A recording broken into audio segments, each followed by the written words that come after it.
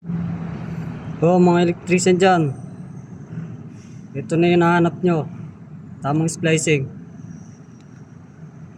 Balatan ko lang to para makita nyo, ma-splice natin ng maayos. Nakita nyo naman, talas ng pambalat natin.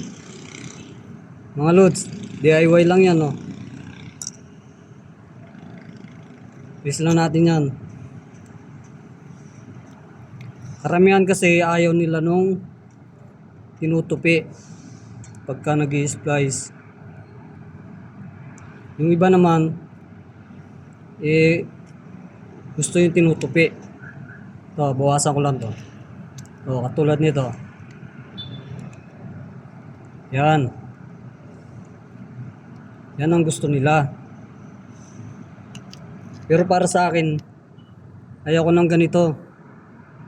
Kasi nahihirapan akong magbaklas ng tape kapag ka mag-i-splice ulit ako. So ayan ganito ba yung tamang pag-tape mga lods? Tama ba yan? Comment nyo na lang sa comment section pagka tama yung splicing natin. Maraming salamat.